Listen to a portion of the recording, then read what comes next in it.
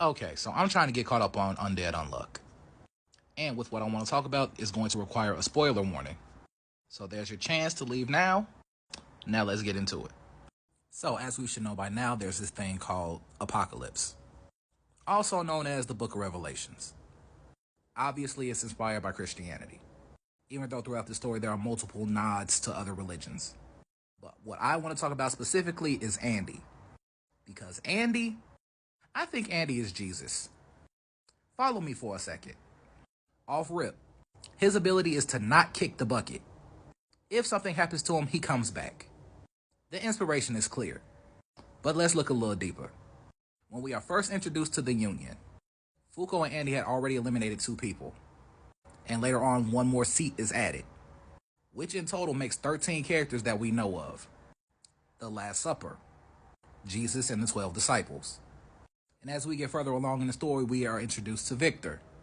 And there's an interesting nuance to Victor, because Victor has been there since the beginning of time, more or less, consistently helping Julius with her whole mission of assembling the team and then, trying to beat Ragnarok.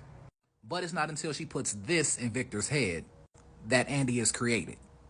And obviously there's a very stark contrast between Victor and Andy. Victor is hard and rigid and wrathful, whereas Andy is more lighthearted and compassionate, which does take cue from the Old Testament going into the New Testament.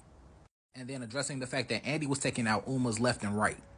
Andy was simply doing the impossible, completely disregarding the laws of physics, like how you feed 1,000 people with 5 loaves of bread and 2 fish. And then another thing, he showed up at the specific time that Fuko was going to off herself and saved her.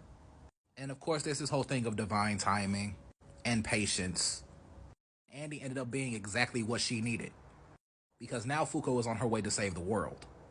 But look, that's just what I got from the series so far. And in all honesty, the whole religious aspects and the things that I can see taken from it has endeared it to me more so than any other anime or manga that I've read so far. Much like Fire Force did the same way. Plus, I don't think it's far-fetched that the 2 gods of this world made Andy. But we can talk about that later. Alright, y'all.